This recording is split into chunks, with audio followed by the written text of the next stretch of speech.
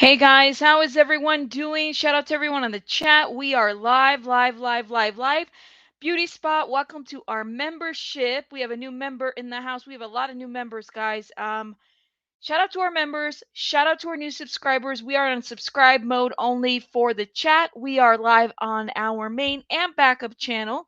So thank you so much for joining us. I'm very excited to be here talking to you guys. I took some Benadryl and I'm ready to solve a puzzle.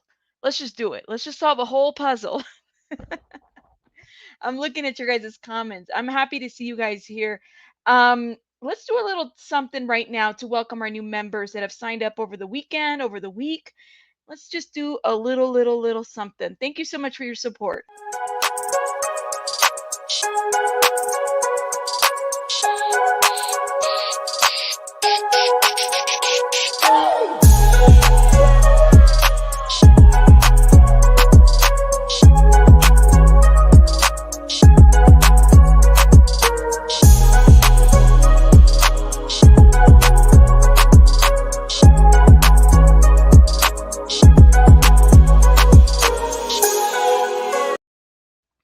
Alrighty, yes, shout out to you guys. Yes, and if you are a member, you are able to use the rabbit twerk little emoji, which is a lot of fun. Of course, that's selected for our members. Shout out to everyone. I'm looking at Ben's not an oops. Ooh, Ben's, I think I've seen you around. Did you change your little, you have a troll doll now. You are so funny. You are too cute. I love that. By the way, I grew up with troll dolls like that, so I do remember those days. Yeah, so I took some Benadryl. I feel pretty good. Thank you so much, guys, for your support, your help. I'm really happy to get your guys' messages. It's a lot of love and support. So thank you again. So I wanted us to get into some real good topics, okay? Because I need to know who broke the internet yesterday. Who broke Instagram? Who broke Facebook? Who did all that? I guess I just need to know who did that. That's all. Was it the Scooby Doo van? Did they break the internet? Who broke the internet? I need to know if it was them. Was it somebody else? Who broke the internet? We just need to know who solved the mystery, right? So we just got to solve this mystery. Somebody broke this internet, and I'm not even sure who. So, what do we know is we have a whistleblower, right? Somebody came into the scenes yesterday, all right? And her name is Frances Hagen. And she's a whistleblower, right? She's the one that basically was talking about some misinformation, how Facebook and Instagram by their own research is really leading people to look into hate content, specifically kids. And although some of that could very well be true, I was very like confused, to be quite honest. And let me see if I can show you why. Let me stop this real quick and bring on Twitter said something different. There is this website, well, this Twitter page, and you guys know Anonymous, right? They are like the people of Facebook. That, I mean, they hack into everything. We all know this. They're high grade hackers that can get into everything. They could take down a country if they wanted to, because that's how smart they are. But they started yesterday on October 4th. Facebook and Zuckerberg have done nothing, absolutely nothing, to eliminate, block, or restrict the groups in which child pornography is shared. Miles of deprived take, oh my gosh, I cannot read, take advantage of the fact that Facebook does nothing to follow shit. They are children. So I'm like, all right, so what are they trying to say with that? Trafficking networks for child pornography on social media such as Facebook are more evident. Okay. Dear Mark, do you prefer the solution that we propose or which one? So I don't, this sounds very like underlying threatening. I'm not really sure if Anonymous did something. They are claiming that they are the worldwide fall of Facebook, Instagram, and WhatsApp. They attribute it. So I'm just trying to figure out, like, when did this happen? Curious. And this is why I thought, I was like, I got to bring this topic up. High grade hackers, lol. Like, I shall coin it. That's what I think. They're very good at hacking. Could they take down social media like that? I mean, they were down for a couple hours, guys. I literally was like twitching. My hands were like, it just felt weird not to be able to just log in and see what's going on. It felt a little bit like I was having some withdrawals. I'm not even going to lie, just withdrawals. I'm looking at the chat. So I want to know, put a rabbit on the chat if you had some withdrawals from social media yesterday. Do you guys think it was anonymous or was it this whistleblower? Or what was it that led to the what was it, 7 or 6 hours? I can't even think. How long was it that they were down? Does anybody know how many hours it was? Because I'm going to be honest with you, I was checking. I restarted my phone because I thought it was my phone. I thought it was my Wi-Fi. I literally was like, is there something wrong with my Wi-Fi or my phone? And then I felt better when I found out that someone else was having the same issues. And then we were going to other social media sites to get the latest news. Yeah. Oh, 6 hours, 6 hours. Now, if anybody's from a different country, okay, can you tell me if you felt it as well? Or was it just specific to the United States? Because this anonymous page is from Colombia. I don't know if anybody knows this. No, the whistleblower. You think it was the whistleblower situation? Because isn't it funny? This is the piece that was really weird to me. Facebook, Instagram, and WhatsApp was down. Okay. How is it that then the story of the whistleblower comes out that same day? I'm not a conspiracy theorist. I don't do conspiracy theories. I'm just going to tell you guys that right now. However, that kind of took me out a little bit. You think it was anonymous articulate? Look, see, everybody's saying anonymous. I don't know. I'm in Canada. I experienced the same thing. Okay, so Dukes is in Canada.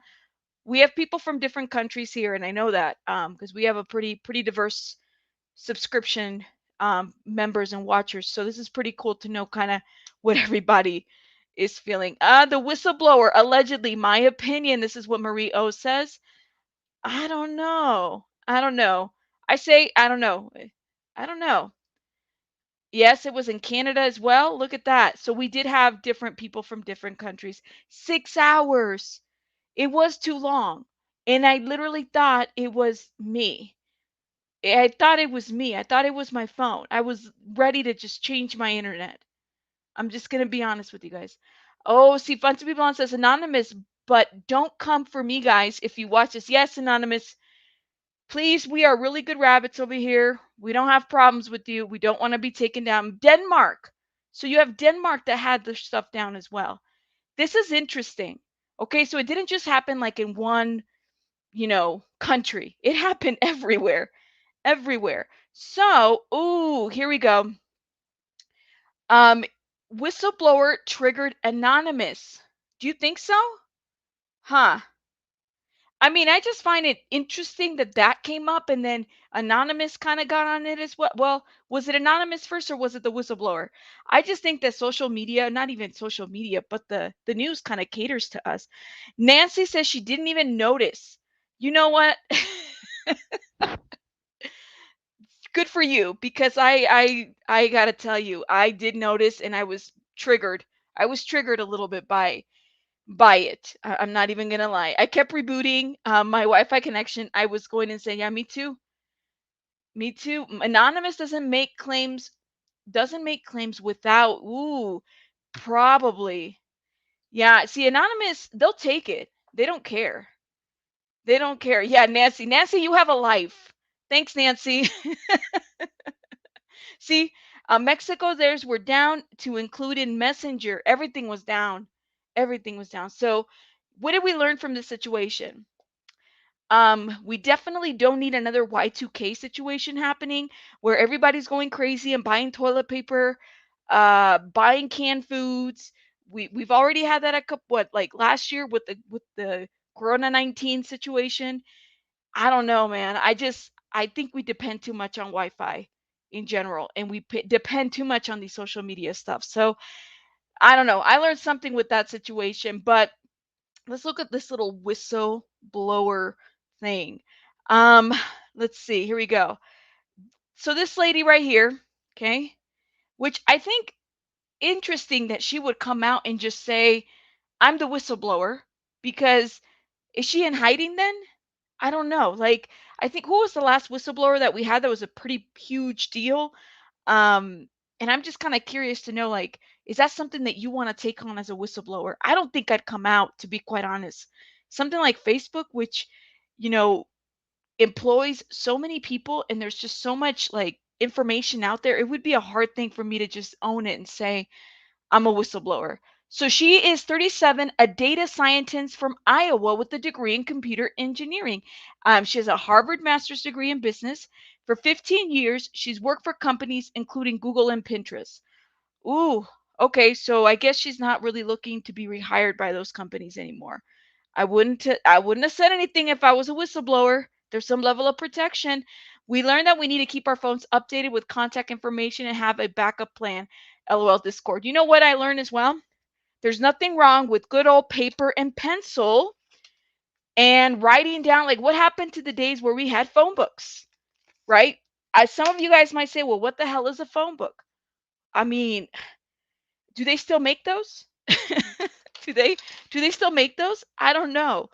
I don't know. It's a very good article. Keep reading it if you haven't. Yeah, I did read it. And I'm gonna skim it a little bit, but I think that she just kind of felt, as a whistleblower, felt like she was a little bit taken back by the data that they had. The fact that after the election, they were so pro making sure that they were being active about some level of censorship. Okay, and then once the election went through, Facebook didn't give a shit, right? They're going back to their normal, making propaganda, hateful content, bringing up some just crazy stuff on the internet, and then it's impacting the kids, right? So we do have to be careful.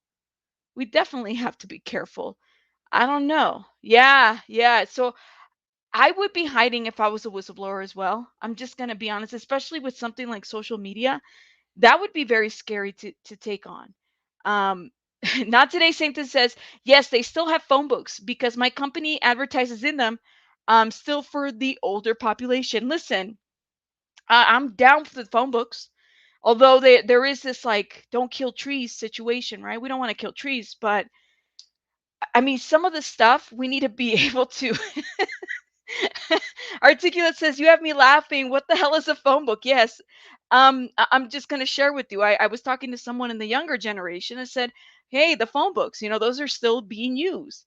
They're not just to prop your table because your table is wobbly, guys. You can still use a phone book to actually advertise and look through numbers. So use a phone book. I don't know. You remember when back in the day you had the little cute little mini phone books, very cute. You used to write people's numbers in it. You didn't even have to memorize it, but then if you lost the phone book, you're kind of SOL. I don't know. Just a different way to look at things. That's all I'm gonna say. But this lady is the whistleblower. I just don't know. Can she get a job anymore after you whistleblow? I don't know. Let's see if we can play this real quick.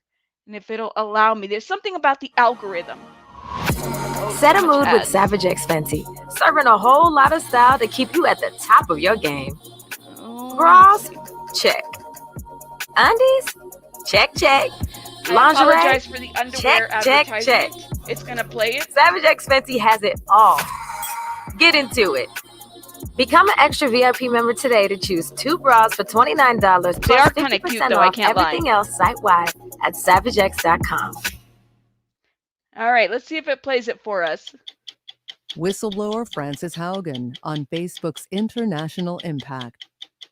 The team I worked on was called Civic Integrity, and it was responsible for trying to make sure that Facebook was a good force in society. And right after the election, like within weeks after the election, they told us, we're dissolving Civic Integrity. Like, they basically said, oh, good, we made it through the election. There wasn't riots. We can get rid of Civic Integrity now. And when they got rid of Civic Integrity, it was the moment where I was like, I don't trust that they're willing to actually invest what needs to be invested to keep Facebook from being dangerous. When you were told that Civic Integrity was being shut down, what was the purpose of that? They claimed it was that Civic Integrity was so important that they needed to integrate it into all the other teams. And so that it would no longer be a standalone unit. Yeah, we needed it. It was so important. We should integrate it into all the other teams. Is that what happened? I don't think that I was alone in feeling what happened was dissolving the team, because the team that I got placed on, so my team got reorganized. So what were the Civic Integrity people going through? So imagine, no one else in the world knows what you know. You know you're the only ones working on it, and you know that you have maybe a tenth the number of people you need, right? So like, I'll give you an example. So my counter-espionage team, it had under 10 people. How are 6 or 7 people supposed to fight China spying on people in Taiwan or Uyghurs all around the world? Like, our team at any given time only could work on a third of the cases that we had. Like a third of them. Like, we literally had to sit there and make a list and be like, who will we actually protect? And there's no reason we had to do that. We could have had, 2, 3, 10 times as many people. And we intentionally didn't build detection systems because we already couldn't handle the cases we had. And Facebook management is aware of this? When I would express concerns, like with my own team, like when I was working on civic misinformation, that we were insufficiently staffed, I was told flat out, at Facebook, we accomplish impossible things with far less resources than anyone thought possible. I don't think it was malevolent. But because the leaders there often are maybe early Facebook employees, they may have never worked anywhere else. They have no context for like how inappropriately resourced things are. They just keep repeating the same truisms over and over again. But this can't be a matter of money. It's $1 trillion company. I totally get it. I think it's a feedback cycle. So every time there's a scandal, it's harder for people at Facebook to hire, right? More people are like, no, I couldn't work at Facebook. But because they're understaffed, they have to make compromises. And because they can't start from the place of, we have a problem, we need to declare moral bankruptcy. Moral bankruptcy? Moral bankruptcy is an opportunity for Mark, for Facebook, to come in and say, we completely messed up. Moral bankruptcy. Okay. So I love the comments that you guys are putting down, and it talks baby girl saying you're absolutely right that there isn't anything that says that she absolutely has to remain anonymous, right? However, I think that this is a risk, right? Because she doesn't have to. What are the opportunities? What are the I mean, she can get any cyber security job, and I definitely would have to agree as to why then Anonymous jumped on this boat of let me pick this up, let's go on as a group and let's shut down these sites, okay? Because Anonymous, they run their own agenda. They're going to go after whatever and they disclose what they have to do. I respect them, although I wouldn't want to do that kind of job. I definitely respect what they do because they are very much high level tech hackers that do bring a level of awareness. Why does it take for us, rabbits, humans, to have social media shut down, like myself? And maybe I'm speaking for myself here, for me to feel like so disconnected from what is going on. That to me is very much concerning. It made me think about, wow, yeah, I don't know how I feel about this. I really need to evaluate myself and how I look into social media. Maybe that's more a self evaluation of myself because clearly there is a lot of stuff out there that is affecting kids, us, all of us. I don't know. So, just a little something I wanted to bring about this whole Pandora's box rabbit hole situation with this anonymous, okay? We're going to let's jump into this other topic because I told you guys that I was ready to look into everything, having taken all this Benadryl. Put a rabbit on the chat. Okay, put a rabbit on the chat if you had time to watch the HBO documentary, okay, docu-series that we talked about. Let's see if I can put up this picture. This one right here, guys. Anybody watched it? Anybody? Curious to know. Anybody watch The Way Down, God, Greed, and the Cult of Gwen Shamblin? Okay, it was on HBO Max. Yes, I'm gonna blame it on the Benadryl because it let me sleep, it suppressed my thoughts, and I got enough sleep, which is awesome. When we're ready when we're well rested, you get enough sleep, it's all good. Anybody got time to watch? Anybody watch this? Was anybody just, if you watched it, tell me what you thought because we only got to part 3 and there's a continuance to it. So, to give you guys a little bit of a story on this situation, if you haven't watched it, that's okay. You're not going to feel left out. I'm going to show you guys some clips. Let's see if we can put them up on this chat. We're going to give you a little intro as to who Gwen Shamblin is, okay? Why don't we do that right now? We're going to go back in time. Let's go back in time to where Gwen Shamblin was like the it girl at some point here. No, we're always in search of a diet that really works. And right now, a phenomenal movement is sweeping this country, gathering new converts every day. It combines two American passions, religion and a desire to lose weight. Deborah Roberts tells us in churches everywhere, people are gathering to read the Bible, pray, and diet. They say they're filling up on God rather than calories. But is it sacrilegious to ask God for help losing those extra pounds? Converts say no, because in addition to losing weight, they are satisfying a spiritual hunger also. It's just minutes to airtime at The View, ABC's newest daytime talk show. Waiting in the wings for her cue is one of the day's guests, a woman who's new to national television, but who's getting celebrity-like attention. Hi, Miss Shamblin. Yes. How are you? I'm Jackie Taylor, one of the producers here. My sister's on your diet. You have to sign a copy of your book for my mom. Her birthday's tomorrow. Are you doing the new diet? Yeah. My cousins are on that. Oh, you're kidding. And they've lost a lot of weight. Her name is Gwen Shamblin, and she's a Tennessee dietitian who's come up with a revolutionary new program for losing weight. America has a crush on food. Have a crush on the Bible, not food, she says. That's the central idea behind her spiritually based program. It's called the Way Down Diet. In her best-selling book, Gwen says no food is off limits. Have butter, pizza, bacon, or even chocolate. But what you must also have is a relationship with God. Our God is an awesome God. He reigns from heaven above. At encouragement rallies like this held around the country, Way Down members support each other. So anybody that feels like it, come on up. And give testimonials about how much weight they've lost. Some even bring reminders of their former heavier bodies. That was a size 26, and I'm now a size 8. This is the only pair that I saved. I've lost 95 pounds. Others pull out old photos. I did not even feel as if I were a part of the family of man. I've lost 156 pounds now. All of the members usually have words of thanks to Gwen for helping them lose the weight and keep it off, something no other diet has been able to do for them. I just have always wanted to see you. But there's another, far greater debt of gratitude that they all have in common. I tried everything else, man-made, and it didn't work. But God did it. And thanks to God. Most of all, I want to praise God. They all thank God. And I'm teaching people, look, you've got to turn to God.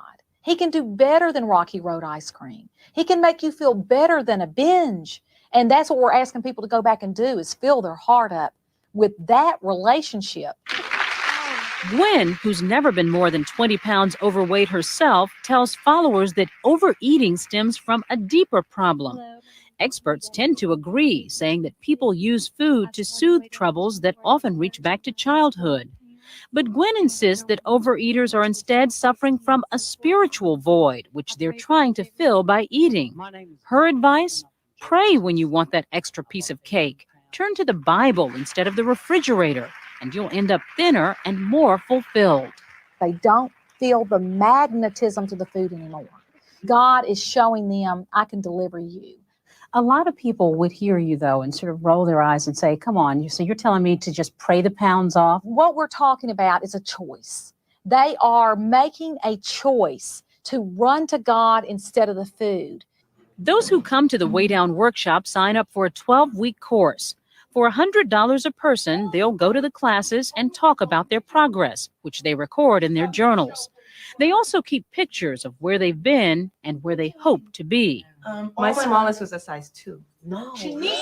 They're shown a videotape. A big part of Way Down is teaching people a new way of eating.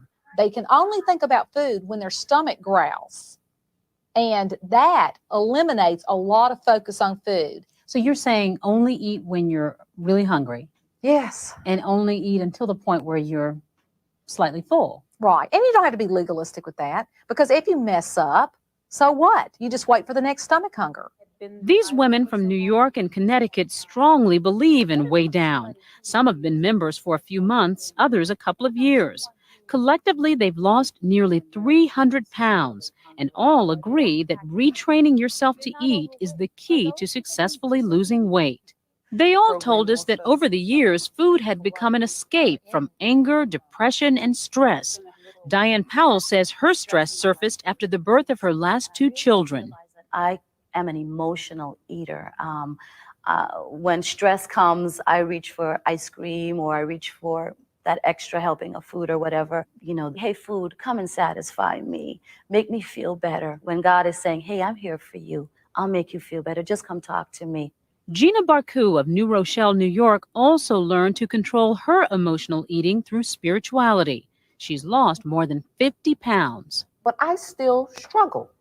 There are days when I see certain foods and I know that I'm not experiencing true hunger, but my mind says, take it. And what do? I begin to read the Bible. I begin to listen to music. I begin to talk to God. I think that, thank you so much. I'm looking at the comments. Someone put a comment over here about the Holocaust. I think it was Barbie. And Barbie, please repost it. I think it was you that I saw. It said something to the effect of Holocaust victims. Yeah, so Gwen Shamblin was caught in an interview saying something to the effect of like, this is why the Holocaust victims lost so much. The Holocaust people lost so much because of the starvation, essentially trying to equate it with if you eat less, right? You're going to heaven and great things will happen to you. So it was a very weird. She went from diet guru. Now, mind you, her degrees are in nutrition. She did go to school for that, right? So she went from that to marrying a pastor and did some divinity work as well. And so then she became in the work in that and saw that she was able to make money. Her husband at that time was very much overweight. So when they started the church along with this diet book, she decided to divorce her husband. So suddenly divorce was okay in her church. So she changed the rules to make it happen. Okay. Yeah. So it was a very weird way to look at, I don't know, dieting, and then you kind of put God there, which I think that the error in thought is this. Okay. If you don't lose the extra 10 or 15 pounds that you want to lose, are you going to be upset with God or are you going to be upset with yourself? Because you're kind of putting this diet, this Jesus diet, to that, okay? And so then there comes starvation, malnutrition. There's a lot of people that are coming out from this documentary that you guys saw on this 2020 video, okay? They're coming out and they're talking about how they were victimized, okay? How they couldn't, they had to ask their husbands if they could choose coffee over food. They couldn't just have both. And yeah, so you could not divorce your husband. They went through this whole situation, but then Gwen decides to divorce hers because he's not walking in faith. Gwen, the leader. Okay? So it's a very, thank you. Was it you, Rebecca, that said that the Holocaust victims were being starved and worked to death? It wasn't their choice. It was genocide. That's right. So Gwen Shamblin, said something to that effect as to why it's okay to lose weight, because those Holocaust victims were doing it. So it was a very dangerous thing to kind of put together. She was caught on TV. Now, this is back in 96, okay? We're going to go to another clip that's a little bit more disturbing. I hope you guys are ready for this because this one really did bother me. Let's see if I can stop sharing this one and show you another one that talks a little bit about the evolution of like how this, not evolution, but the practices of child discipline for this church. It was very interesting, okay, to say the least. It's very sad, very triggering, but I want you guys to hear what the practices were. Aside from starvation, okay? This is God's word. I didn't come up with spankings. And the Bible says, do not spare the rod or spoil the child. Praise God, praise God, praise God. Gwen Shamblin developed a following of thousands with a Christian diet plan she called the Way Down Workshop. Through obedience and faith. That message led to the formation of her own religious movement, the Remnant Fellowship. It's the movement that demands strict obedience even from its children. if you want to go back to my teachings, which is what this is founded on, like I would say, I would like have to snap my finger, and they would want to obey. For wisdom is more precious. But now the apparent child abuse death of this young Atlanta area boy has investigators questioning the Remnant Fellowship's teachings. I'm not going to hide behind the fact that our good Lord says, do not spare the rod. Remnant leader Ted Anger. As far as a pat on the bottom, as a last resort, and it's always in love. But two of Remnant's members, Joseph and Sonia Smith, now sit in jail charged with killing their 8-year-old son, Joseph. Investigators wrote that the child had extensive bruising over his entire body, but the parents showed no remorse. They felt it was just a part of discipline and were very defensive about their religion. Does Remnant advocate repeated spankings of children over and over and over? No, Absolutely sir. not. No, sir. Absolutely not. 2 or 3 spankings would not be enough. I mean, it could be 10 spankings. Former Remnant members Terry and David Phillips say Shamblin not only encouraged spankings, but stressed they must be severe. That you had to make the spanking count. If they're not scared of a spanking, you didn't spank them. If you haven't really spanked them yet, you don't love them. You love yourself. They had to feel the pain and that they were being disobedient. Then during one service when their daughter misbehaved, Terry Phillips says another Remnant member pressured her to apply Shamblin's teachings. Kept on for about an hour, and it was just spanking and then trying to see if she'd stop crying, and then she didn't stop crying. You know, this person was telling me to spank her harder. Would it ever be appropriate to spank a 2-year-old over and over and over and over and over and over in one night? That's not what we teach here, Phil. A year ago, our 2.5-year-old Avery, we had a real showdown with her. But in this conference call with Remnant women, another Remnant leader, David Martin, holds out his own showdown spanking with his daughter as an example.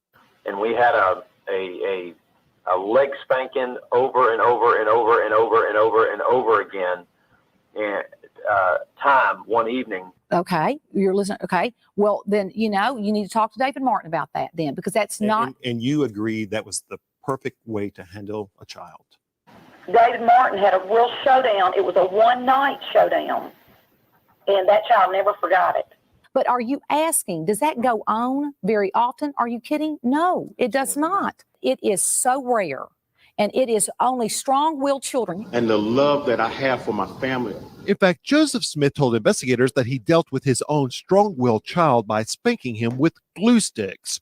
Former Remnant recruit Adam Brooks. Glue sticks are actually, sort of common within the Remnant Fellowship culture to be used to physically discipline children. It was a suggestion that Terry Phillips says she heard from one of her Remnant sisters. And I said, why? And she said, well, because they hurt like switches.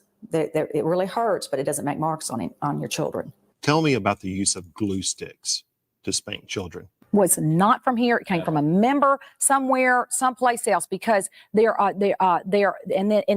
went around. Shamblin tells her followers not to worry about their children's self-esteem, instead worry about what she calls their God-esteem. In the case of young Joseph, investigators say that meant his parents repeatedly locked him up in a small room with just his Bible.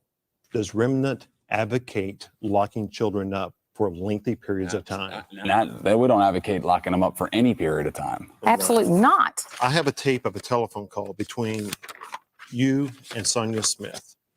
This is Sonia Smith in Atlanta. Sonia! I got to speak with Ted Anger. That's you. That's me. I did exactly what Ted told me to do. Take everything out of his room. We got everything out of there and locked him in there from that Friday until Monday, and only left him in the room with his Bible. That tape has been made or tampered or whatever. I totally deny that is absolutely that has untrue. Ever been said by anyone. And that's a miracle. You've got a child that's going from just bizarre down to in control. So I praise God. And you had a chance to tell her that was not correct. That was not on there. Instead, you said, praise the Lord. No, that was not on there. We are spoiling these kids. We are, ruining their lives by even letting them think about themselves at all. So thank you, Sonia, for sharing that. I definitely believe that Remnant has created a culture in which people on the fringe might be more likely to do this sort of thing. Do you think it's possible that you have inadvertently encouraged child abuse? No.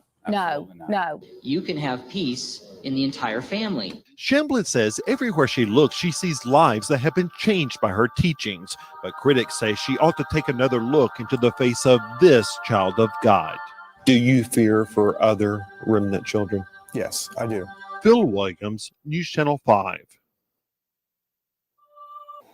For wisdom is more precious than Reading his Bible for a TV crew, Gotta love Phil. Gotta love Phil and his reporting and investigative reporting. So this happened back in, here's what happened, okay? The child abuse case was going on in 2007, 2008. The church was very concerned. So what does Gwen Shamblin do? Because of the tape, they had a warrant, search warrant. They found the tape. They took that tape that they were using right there where you could hear Gwen encouraging, the abuse, okay? I think especially when she says that she had locked her kid for 3 days without feeding them nothing with a Bible was very concerning. So guess what? They were charged and they just appealed it, and their appeal was denied. So they're sitting in jail for God knows how many years, the couple. But in this situation, they never denounced the church. They supported the church. The church did what? They paid the lawyers, they paid the bond, they paid they were paying and paying, all because they wanted to make sure that the name wasn't tarnished from the church. Okay. Yep, Nashville. So this was all in Tennessee. This is a church out of Tennessee. Okay. So time goes by. This is a case of child abuse that happened within the church. Okay. So this is a huge thing. They were trying to keep it hush, hush, hush. So here's HBO going back to this little picture here. All right. They're doing their documentary. Okay. They're trying to capture everything that happened at the church. So in their documentary docuseries, they were filming. Well, May 29th of this year, there was a wedding planned by one of the members, and that morning, an airplane crash happened. Okay. I'm going to take you guys to that little scene that we're going to see right now, because Gwen Shamblin, along with 6 others, are no longer here. Okay. They boarded that plane. They never found the bodies. So it's not like they can do an autopsy or anything. They just didn't find them anymore. Okay. The plane went down in a river. Let's see if I can remove this little banner here. And let's watch this real quick. This morning, the investigation continues. We've got a fuel slick just off that point there, off your starboard bow. After the private plane crashed into a lake near Nashville on Saturday, all 7 people on board presumed dead, among them faith-based diet guru Gwen Shamblin Lara and her husband, actor Joe Lara. The small business jet heading to Palm Beach, Florida, losing contact with air traffic control shortly after takeoff from Smyrna Airport. I'm just lost communication. Diving operations recovered aircraft parts in Percy Priest Lake, just a few miles away. Recovery operations continued overnight. Watercraft conducted searches along the banks and on the surface of the water. Numerous aircraft components have been recovered during these operations. On board the plane, 5 other members from Gwen and Joe Lara's Remnant Fellowship Church, founded by Gwen 2 decades ago. Best known for her Christian approach to weight loss, Lara found success and stirred controversy with her Weight Down workshop, described by the church as a Bible study series to help people lose weight and stop drinking. If you're seeking, you will find him. And then the fact is, as your heart gets full, that's the desire goes away for the food. It's filled up. Instead of a chocolate cake, you fill it up with God, you get skinny. Her husband, Joe, an actor portraying Tarzan on TV's Tarzan the Epic Adventures, together starting a YouTube channel showcasing their luxurious life. Now, the search for answers. So, Megan, we know the plane was heading to Palm Beach, but at this point, we don't know much else on why it went down. Investigators are just getting started.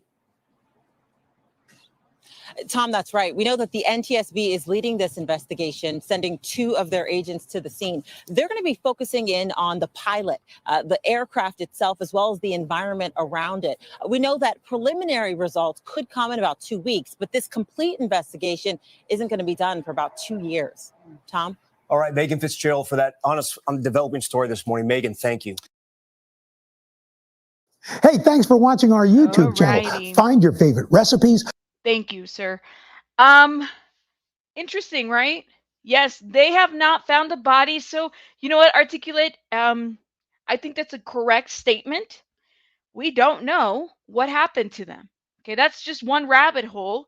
Not one body found, not one body, or maybe they have, they just don't say anything. I'm not really sure. But now we're in this little rabbit hole of what happened to all of them. The same year that they were doing this docuseries, right? HBO's doing it. And if you get to watch it, you'll see the director talk a little bit about it, of like, you know what, they were looking into it because they were looking at survivors of this cult, and they're calling it a cult, okay? So at the end of the day, I mean, that's kind of where they're at. Right now, the daughter, I believe her name is Elizabeth Shamblin, is the leader of the church, okay? So this is interesting. And then Articulated says, any insurance payouts? I don't know if that would even be available for us at this point. Didn't it explode? Probably. Just Jay said they should have found the hair. You know what? Hold up. Wait a minute. No. That's just. I need to take off my headphones as I'm laughing at this. I don't even know I had clicked that comment. Let me stop right here. Yes, she said exactly. I will see what I can find out and let you guys know. Oh, DJ Nashville, see, you're in that. If you're in that state, go for it. No, they have not found bodies or hair or anything like that. This is not even funny, but you just made me laugh right there. No, none of the bodies have been located, so we really don't know. However, let me just tell you guys a little something, okay?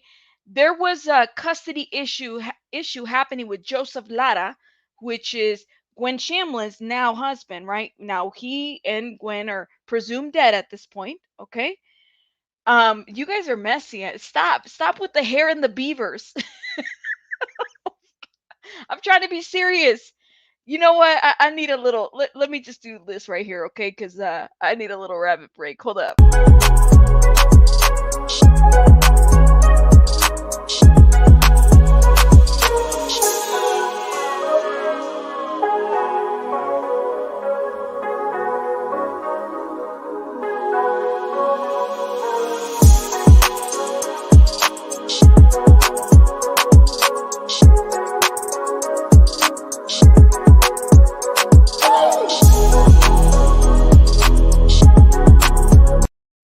Alrighty, all right. Yeah, Just Jay just messed me up. Just Jay just messed. You guys are crazy. All right, Barbie said something right here. She says she read an article where they found all Rutherford County Sheriff says 7 bodies were recovered.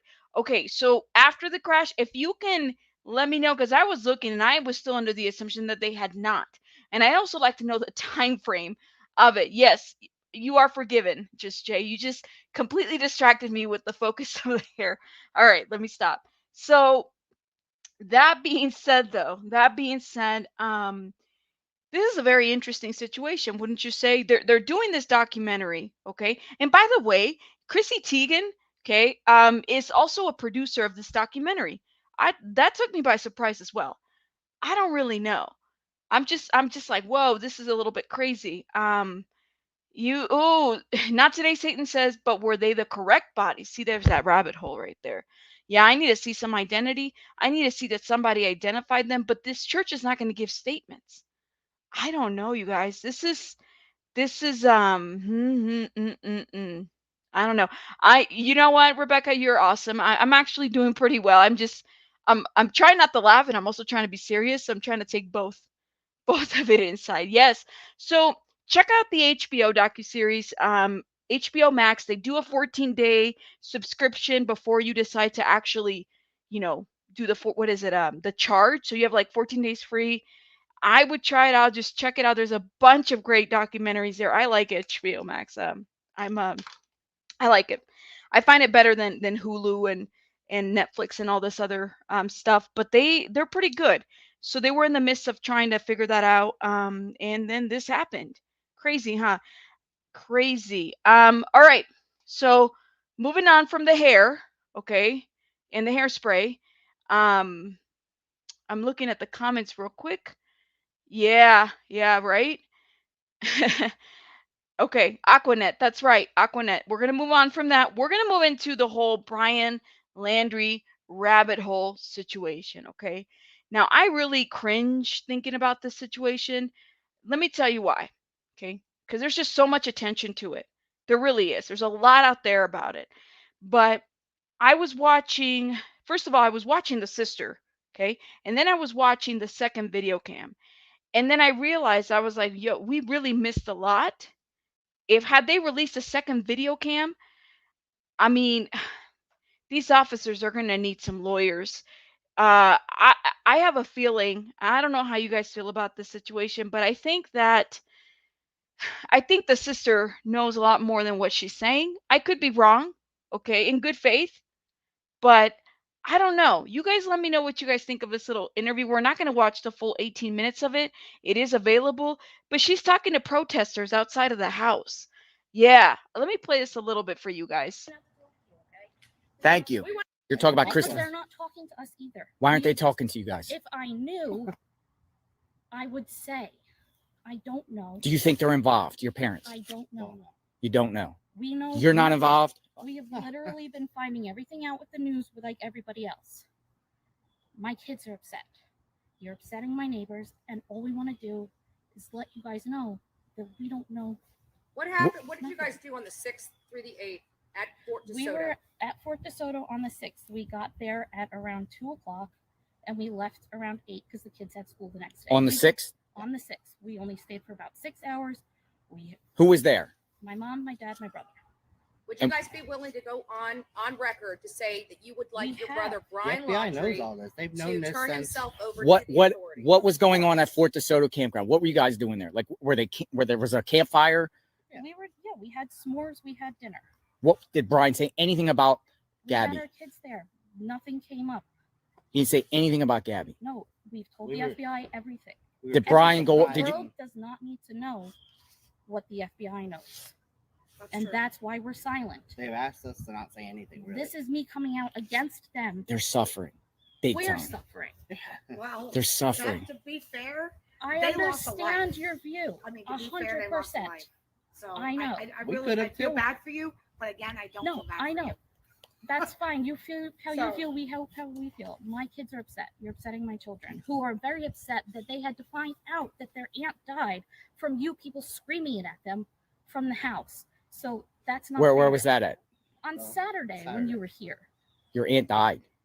No, their aunt. Their aunt died. Yes, the future aunt. They considered her Aunt Gabby forever. So to be honest with you, we can't even hear you inside. We can't.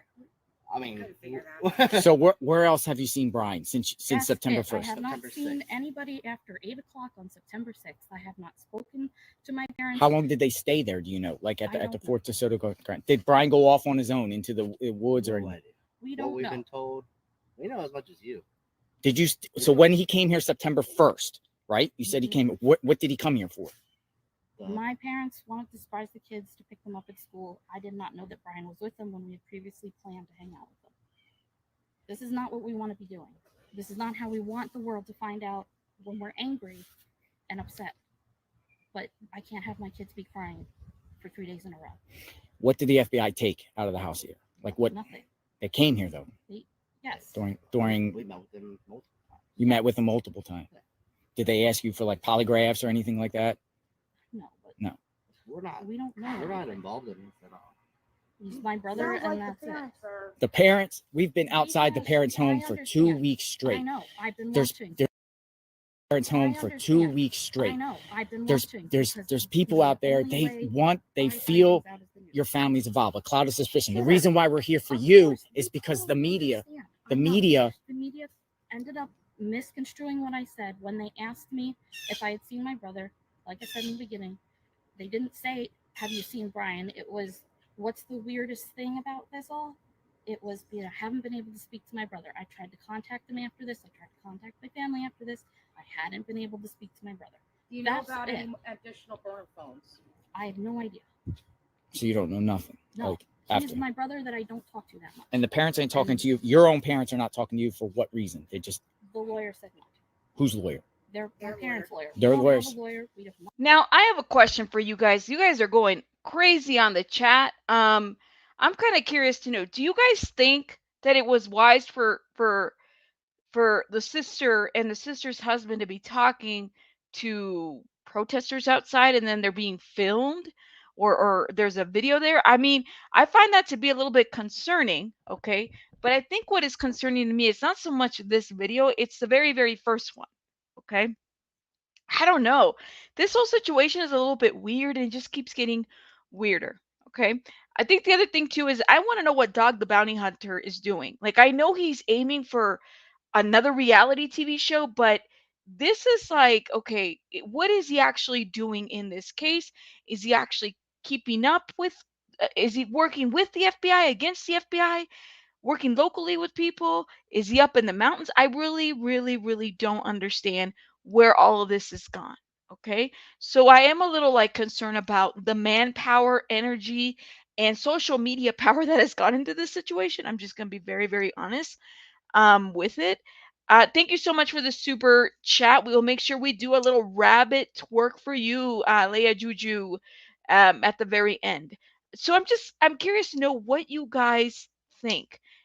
Not only that, are these the right questions? These are protesters. Are they asking the right questions? Because I don't know if they are. I don't know. And then only that, well, if they don't, I guess, could this be used against them as well? Right? Everything that you say right now could totally be used against you in this. I don't know. Marie O says, they're all too calm, not behaving as if they lost someone that they loved and part of their family. Right. Right. Nancy, Dog did that. Right. I'm just looking at the comments. Good question. Would have been, when you asked for Gabby, what did he say? Just assuming that they would have naturally asked that, right? I don't know if they were ready for that. I think they were just trying to get them to stop yelling. But it looked a little weird to me. I was like, I don't know, man. I don't know. And then she was in Good Morning America as well, trying to give a statement, trying to defend her name. I think she's been left out in the dark. Now, here's the deal. It's been a lot of time, okay? Is it possible that Brian is outside of this country? Drop a rabbit on the chat or say yes or no if you feel like he's out of this country. If you feel like he's still somewhere touring, I think they said they saw him in North Carolina. I mean, one of the things that stood out to me, and let me remove this, okay? This second video, I was looking at it and I learned something in this one, okay? You see, when Brian was asked about, what is it? If he wanted a water bottle, okay? And Brian said something to the effect of he doesn't drink water bottles. Something like that. He didn't like, he rejected the water bottle from the officer. Okay. So to me, if you're camping out in trips, so where the hell are you drinking water if you're not drinking it from a water bottle? Like, did he have a different, like, is it plastic water bottles that he doesn't drink from? I don't know. That just felt kind of weird to me. If anybody picked up on that or remember him saying that, let me know. Drop a rabbit. I don't know. I'm just kind of curious to know where's this going. So he's touring the Appalachians. Probably. I don't know, man. I mean, I feel like we're like, where is Waldo at this point? Do you guys remember back in the day Waldo books? Because I do remember. I believe he's trying to jump on the Scooby-Doo van and head to Mexico. Yep. Where's the Scooby-Doo van at? Let's do that one more time. Where are you going? Are we going to Mexico? Let's all go. It's horrible. Horrible, horrible, horrible. Yep. We're all going. But I don't know if he's in Mexico. Because one thing Dog said, and I do agree with this, if the cartel finds him there, they're going to turn him in. They're going to want that cash. That I do agree with. I mean, come on, this guy doesn't know Spanish. He's going to stand out. assuming he doesn't know Spanish. I don't know, because he can go to like Senor Frogs over there and just, you wouldn't be able to blend in. You wouldn't be able to blend in, and that's just a fact. I'm sorry. I'm just gonna say that out loud. But this video right here, I'm only gonna play it in clips because it's very long, number one. But in this one, we actually do see marks on Gabby. Okay, we actually do see marks, and then I realized, I was like, oh man, these officers really did drop the ball. Okay. She says that she can only drink water. Are you worried about her story? No, you can talk to her. She seems like a really sweet girl, 22 or something, has a lot of anxiety, and from what she's claiming, she's the full-on aggressor here. I'd love to go talk to the independent witnesses, and maybe that's what I'll go do. Okay, so you said you pushed her to create some distance, obviously, right? What happened after that? He's going to be talking to the independent witnesses. He's calling them, okay? Okay, Google.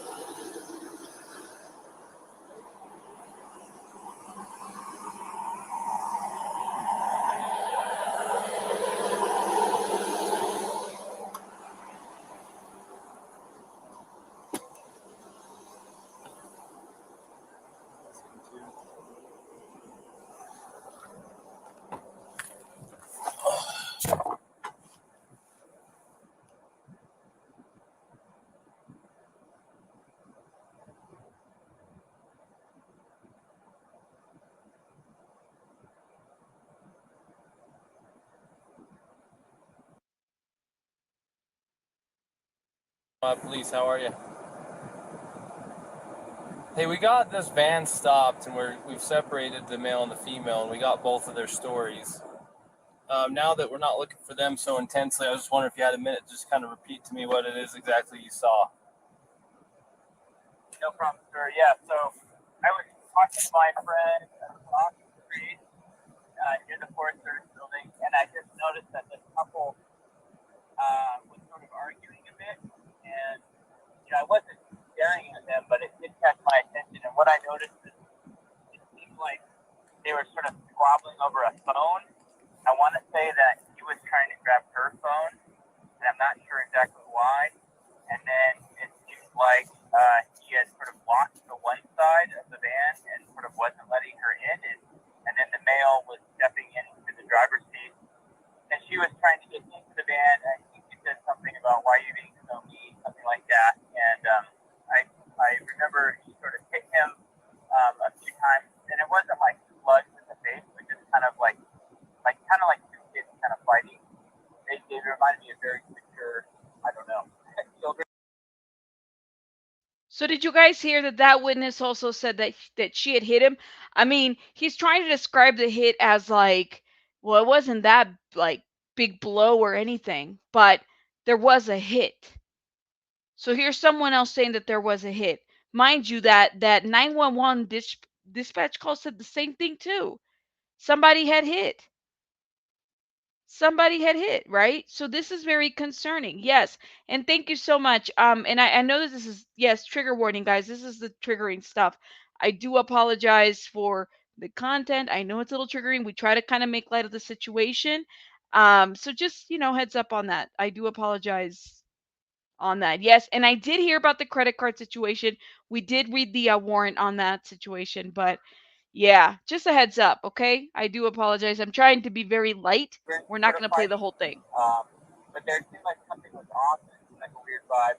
And eventually, it's like, she crawled into the driver's seat, sort of like got into the vehicle over his lap, sort of forced her way in, I guess. And then they were in the car, and then they just drove away. So I wasn't sure what the nature of the argument was or what. It just seems like there was some sort of disagreement and some sort of like shutting. I don't know why she would have entered through the driver's door. I thought that was strange. And so I thought about calling it in, but as soon as I walked in this bar, there was another gentleman who was already calling it in. So I was like, oh, good on you. That seemed a bit off. I wasn't sure what to do in that situation, but that's what I saw. And if there's any other specific questions, I'm happy to try to answer. Did you ever see the male strike the female? I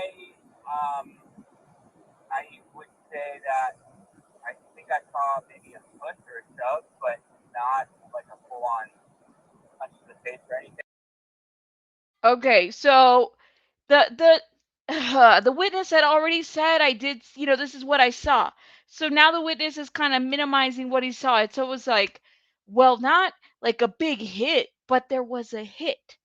Did anybody like I was like, but there was a hit. Whether it was a huge hit or not, you saw somebody strike someone, hence why you called 911. Correct? It is a mess. It is a huge mess. It's a huge mess. I would have to agree with that, right? So it's a weird situation and dynamic in here. But I think that here you have another witness that says it. Now, forewarning on this as well, we're going to play a little bit of where Gabby gets a little bit of an interview here, okay? And then you start, it was weird when they were interviewing her. And again, it goes back to, do they have the training and or capacity to really address these issues that are going on? We're learning that that's not the case, okay? That they really needed some training. They should have just put them both in jail. We had to let him know the only Unfortunately. way to drop this is going to the police department during business hours. Let's see if we can and get to fill out a that waiver, clip which, by the way, directly. What's today? Thursday?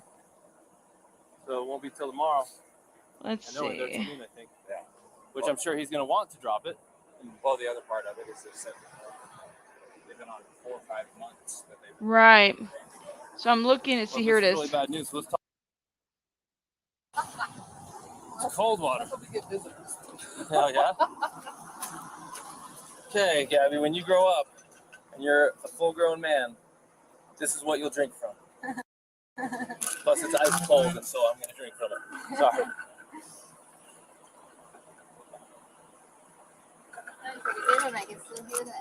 You'll probably never be a full-grown man.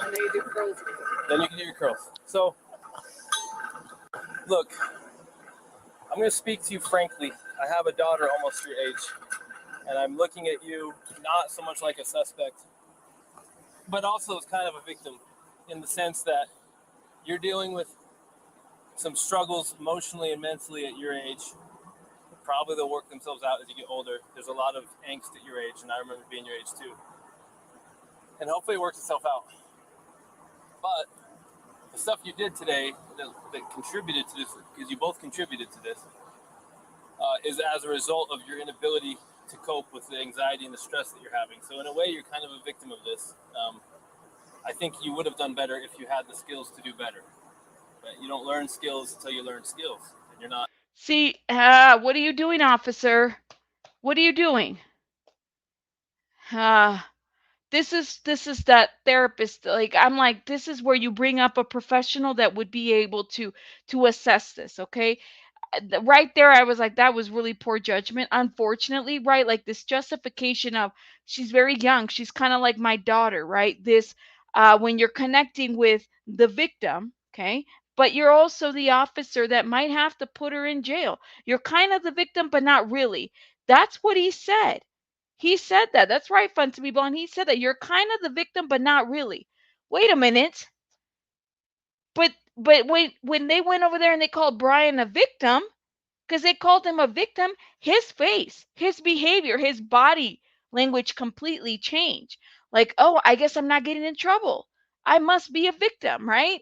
It was a little confusing to me when they did that. Yeah. Yeah. I can't front. I tend to understand the position of officers. Absolutely. Because, a lot of officers, they don't know what they're walking into. They might have to mediate a situation. They might have to do different things. But I think in here, if the law says you have to take someone in, take them in. 22, 18, 30, 50, 40, based on how things are written. I think I would have done that. I would have at least taken them in. I understand she's young. Okay, she was young at the time. I get it. But what would have happened had they been in? Both of them. Like, would we be facing this situation right now? Would they be facing this situation right now? Her parents would have been called. Maybe mom or dad would have came and picked her up. Maybe this wouldn't have ended up the way it did. There's so much what ifs in this situation that I just feel like this right here is something that they're going to be using against these officers. Okay? People are going to get some lawsuits in here because of this. I am just going to say, yep. And you have a 911 call. You hear the 911 call, and it sounds like there was 2 different 911 calls based on what they collected. But see, when they called the victim again, or the witness again, he kind of backtracked. On this second video, you actually get to see marks on her, okay? And she doesn't say who did them. She minimizes them. But she has marks. So he hit her. He hit her, right? She might have hit him as well. They both hit each other. Why couldn't they both gone in? So feel free to watch the clip, guys. It is 45 minutes long. It's a different way to kind of look at things. Now that we can slow it down a little bit, we've had a couple days to review it. So it is a different way to see things, right? I'm curious to know what your guys' thoughts are about this situation, okay? I'm going to remove it because I didn't want us to go into this gray area of this whole situation, right? It does bring up a lot of triggering things for a lot of people. I want to respect that. I also want to respect the fact that, I respect that we have a lot of survivors and victims, okay? And so it's that triggering piece, period. We're going to see this. But I also think, where are we at right now? And where do we put our resources at? Okay. Clearly, officers still need a lot of domestic violence training. Hopefully, it'll get better, especially those in rural areas and counties, okay, in states. There's a lot that we can learn from here. And is Dog the Bounty Hunter, okay, wanting another season? Does he need another show? Is this show still kind of running? Because I'm just trying to figure out, where did he come from? Is his heart in the right place? Because I don't know, guys. I don't know. I don't know. I don't know, guys. I'm just thinking about who brought him in, and is he doing right by the situation? Is it meant to bring more attention to her searching? Why doesn't he dedicate himself, to finding people, like outside of bounties, like missing people? I would love to see him do something like that, because I mean, he's good at it. People in hiding. I don't know. Without a bounty, Yeah, I would have to say that. Unfortunately, I think he needs a new television deal. Just saying. It just feels weird. His presence to me feels really weird and very disingenuous. Overall. Just saying. All right. So shout out to everyone on the chat that hung out with us tonight. Thank you so much for participating. We had 3 different crazy topics going on between the takedown of Facebook, Instagram, and WhatsApp, between the whistleblower and Anonymous. Okay. Then we went into the situation with Gwen Shamblin, which, by the way, shout out to 2 people here. We have somebody that looked into the article. So they did locate all the bodies. Thank you so much for Barbie, who pointed that out. Okay, all 7 bodies were located, as well as DJ Nashville. So they're out there. Now, Just Jay wants to know if they found the hair, because the only way you can apparently identify, I don't know, I'm trying not to laugh, but I just can't. Just can't. What do you guys think about this whole Brian and sister? Do you guys think that, I think Brian got a head start by the family, guys. I think they knew what he had done. And the lady, mom is a DA. Okay. She knows her way around the laws and the system. So she's going to help.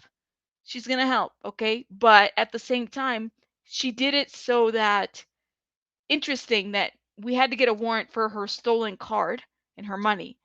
We have yet to find this guy. I don't know. He had a huge start. That's where I'm going to leave it at. Let's do a little rabbit twerk for our Cash App and our members again. Let's do this right now.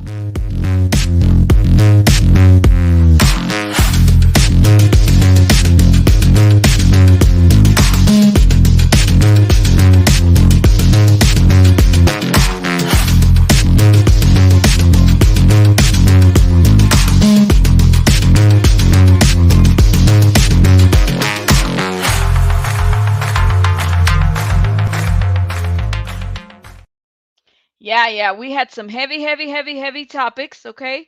But I think we had a pretty good discussion and conversation. I appreciate everyone on the chat. Thank you so much for joining us. Shout out to our new members, our new subscribers, and our new supporters. Thank you so much for your continued support, emails, messages, donations, cash apps. You know what? We are doing very good, guys. We're growing and we're right on track, okay? And as we like to say on our channel, per usual, rabbits out.